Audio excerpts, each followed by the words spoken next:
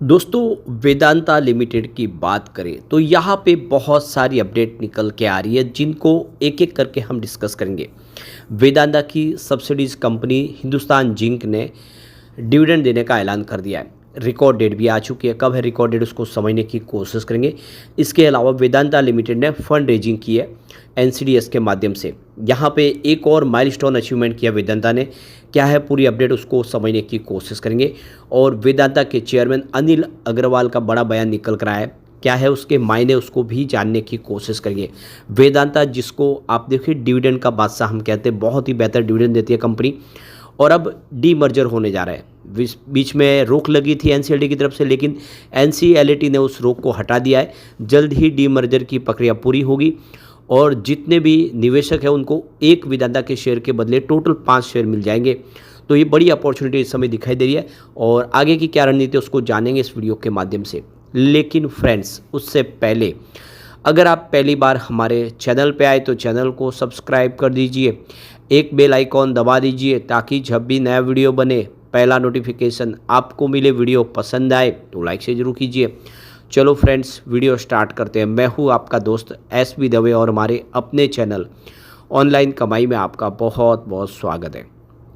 सबसे पहले वेदांता के कारोबार की बात करें तो फ्राइडे को 446 पर क्लोजिंग थी, जहाँ पे 1.65% की तेज़ी देखने को मिली और काफ़ी बेहतर किया स्टॉक ने।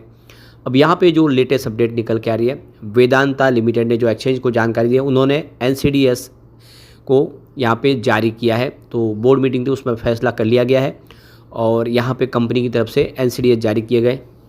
तो कंपनी ने 5000 करोड़ के यहाँ पे प्राइवेट प्लेसमेंट के माध्यम से एनसीडीएस जारी कर दिया है।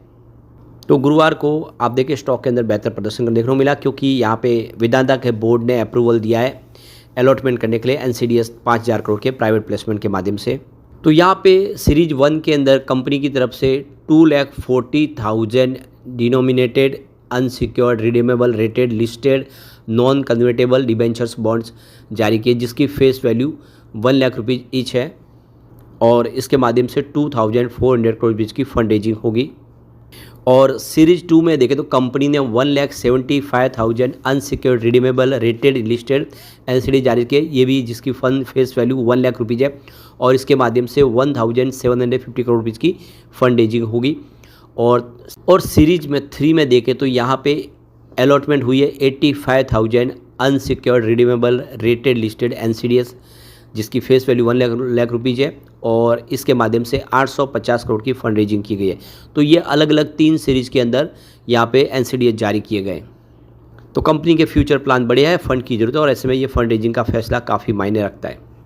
तो यहाँ पे दूसरी जो अपडेट निकल के आ रही है, वेदांता की सब्सिडीज कंपनी है हिंदुस्तान जिंक, जो अब डिविडेंड बांटने जा रही है। तो ये देख सकते हो कि फाइनेंशियल 2026 का यहाँ पे डिविडेंड के लिए ऐलान आ चुकी है और रिकॉर्ड डेट भी आ चुकी है और बोर्ड मीटिंग की डेट भी आ चुकी है। तो हिंदुस्तान जिंक के बोर्ड ऑफ डायरेक्टर की जो मीटिंग 11 जून 2025 को होगी, जिसमें यहाँ पे डिविडेंड को लेकर फैसला लिया जाएगा। तो ये देखो कि 11 जून 2025 को कंपनी अपना फर्स्ट इंटरिम डिविडेंड का ऐलान करेगी, जो भी होगा फाइनेंशियल 2025-26 के लिए। और डिविडेंड के लिए यहाँ पे हिंदुस्तान जिंक ने रिकॉर्ड डेट भी दे दी है। तो 17 जून 2025 इसकी रिकॉर्ड डेट है। इसका मतलब 17 जून 2025 के पहले जिनके डीमैट अकाउंट में शेयर होंगे उनको ही यहाँ पे डिविडेंड का फ़ायदा मिलेगा। तो यहाँ पे कंपनी की बोर्ड मीटिंग होने जा रही है, इसलिए ट्रेडिंग विंडो को क्लोज करने का फैसला किया गया। तो 9 जून 2025 से ट्रेडिंग विंडो क्लोज हो जाएगी और ये ट्रेडिंग विंडो 13 जून 2025 तक क्लोज रहेगी, जिसमें जो भी कंपनी से संबंधित मेंबर्स है, जो बोर्ड ऑफ डायरेक्टर हो या कंपनी के एम्प्लॉयज हो या प्रमोटर, कोई भी ट्रेडिंग नहीं कर पाएगा। सबके लिए ट्रेडिंग विंडो क्लोज है सेबी के रूल्स के तहत। एक और जो बड़ी अपडेट निकल के आ रही है, वेदांता की तरफ से वार्निंग दी गई है सरकार को। ट्रंप ने जो एल्यूमिनियम टैरिफ राइज करने का फैसला किया 50%, उससे इंडस्ट्रीज़ को नुकसान हो सकता है। तो वेदांता का कहना है कि यूएस की तरफ से डोनाल्ड ट्रंप ने जो फैसला किया उसका इंडियन एल्यूमिनियम इंडस्ट्रीज़ को काफ़ी नुकसान झेलना पड़ सकता है। जो 50% टैरिफ लगाने का जो फैसला है वो बना रहता है। तो ये देख सो कि इस समय इंडिया की इंडस्ट्रीज ऑलरेडी इंपोर्ट के मामले में प्रॉब्लम में है और अगर टैरिफ वहाँ पे बढ़ता है तो इंडिया की जो एल्यूमिनियम इंडस्ट्रीज और प्रॉब्लम में आ जाएगी और यहाँ पे इंपोर्ट है जो बढ़ जाएगा इंडिया के अंदर एल्यूमिनियम का।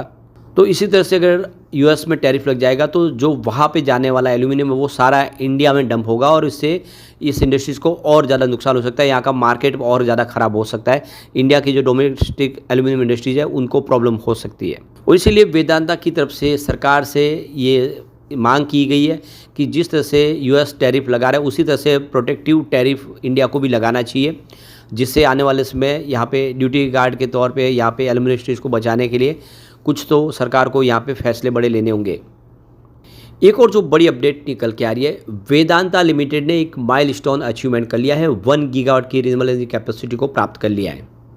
तो वेदांता लिमिटेड का जो रिन्यूएबल एनर्जी का पोर्टफोलियो तेज़ी से बढ़ रहा है। लगातार कंपनी अपने बिजनेस को लेकर काफ़ी सारे फैसले कर रही है, रिन्यूएबल एनर्जी की कैपेसिटी को और बढ़ाया जा रहा है, जिससे ब्रोकरेज हाउस भी बहुत ज़्यादा बुलिश हो गए।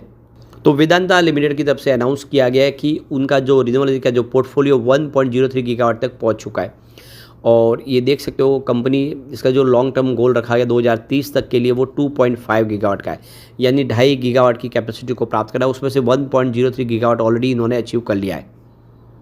तो ये बहुत अच्छी गुड न्यूज़ है वेदांता के लिए। वेदांता लगातार अब आने वाले समय में इसी तरह से अपने बिजनेस को लेकर रिन्यूएबल एनर्जी को कैपेसिटी को वृद्धि कर रहे हैं और पावर परचेस एग्रीमेंट हो रहे हैं, जिसकी वजह से जो एमिशन है उसको कम किया जा सकता है।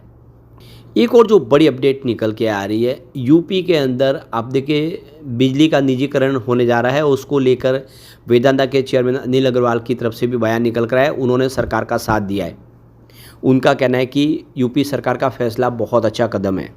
तो उत्तर प्रदेश सरकार की ओर से 2 बिजली वितरण कंपनियों के निजीकरण के फैसले को वेदांता के चेयरमैन अनिल अग्रवाल ने एक साहसिक और दूरदर्शी कदम बताया। उन्होंने कहा है कि यह निर्णय न केवल प्रदेश की ऊर्जा व्यवस्था को सशक्त बनाएगा बल्कि उपभोक्ता और सरकार दोनों के बीच लाभकारी सिद्ध होगा। हालांकि बिजली कंपनियों के निजीकरण के मसले को लेकर अभी भी प्रॉब्लम चल रही है। बिजली विभाग के इंजीनियर और कर्मचारी इस मामले के विरोध में है, वही ऊर्जा मंत्री और यूपी पावर कॉर्पोरेशन लिमिटेड के चेयरमैन इसकी वकालत करते दिख रहे हैं। तो इन कंपनियों की 51% की हिस्सेदारी निजी औद्योगिक समूह को दी जानी है। इसको लेकर स्टारलाइट पावर लिमिटेड की, Serentica renewables, Torrent power limited, ReNew energy global, RP Sanjiv गोयगा समूह की, सीएसए लिमिटेड और जीआर और इलेक्ट्रिसिटी फ्रांस कंसोर्टियम की भी नज़र इस पर है। तो अनिल अग्रवाल ने यूपी सरकार की कवायद पर कहा है कि जहां भी बिजली वितरण का निजीकरण किया गया है वहां इसके सकारात्मक परिणाम देखने को मिले। इससे बिजली की बर्बादी में कमी आती है, बिजली आपूर्ति व्यवस्था बेहतर होती है और उपभोक्ताओं को सस्ती और भरोसेमंद बिजली मिलती है। अनिल अग्रवाल ने यह भी कहा है कि निजी कंपनियां दक्षता के साथ कार्य करती है, जिससे वितरण हानि घटती है। इससे सरकार के राजस्व में वृद्धि होती है, सरकार का आर्थिक बोझ कम होता है और बिजली कंपनियों को घाटा नहीं उठाना पड़ता है। तो देखना होगा कि क्या ये फैसला होता है। लेकिन आप देखें तो अनिल अग्रवाल की जो सब्सिडीज कंपनी के माध्यम से भी वो भी पावर सेक्टर में सक्रिय है और काफ़ी तेज़ी से अपने बिजनेस को लेकर आगे बढ़ रहे। आने वाले समय हो सकता है कि वेदांता को उसका फ़ायदा मिले। तो वेदांता लिमिटेड 1.03 गीगावाट की कैपेसिटी को प्राप्त कर लिया और 2050 तक वो जीरो कार्बन पे जाने के लक्ष्य लेके आगे बढ़े। 2030 तक उनका 2.5 गीगावाट की कैपेसिटी लक्ष्य प्राप्त करने का उनका इस समय निर्णय है। वेदांता ने आप देख लो इस बार जो प्रॉफिट बताया 3483 करोड़ का शानदार प्रॉफिट बताया और वेदांता का डीमर्जर होने जा रहा है, जिसका प्रस्ताव रखा गया है। जल्दी ही आप देखें तो ये प्रक्रिया पूरी होगी और इसके अलावा वेदांता असम में 50,000 करोड़ के निवेश का भी प्रस्ताव इन्होंने दिया है। आने वाले इसमें वेदांता काफ़ी बड़ा निवेश करेगी और राजस्थान में भी वो 1 लाख करोड़ के निवेश की योजना बना रही है। तो काफ़ी सारे फैसले जो आने वाले समय वेदांता को ऊंचाई पे लेके जा सकते हैं। लेकिन फ्रेंड्स, कोई भी इन्वेस्टमेंट करने से पहले अपने फाइनेंशियल एडवाइजर से एडवाइस ले ले या अपना खुद का रिसर्च करें, क्योंकि मैंने वीडियो आपके एजुकेशनल पर्पज़ के लिए ही बनाया। वीडियो पसंद आए तो लाइक से जरूर कीजिए और चैनल को सब्सक्राइब कर दीजिए। Thank you friends.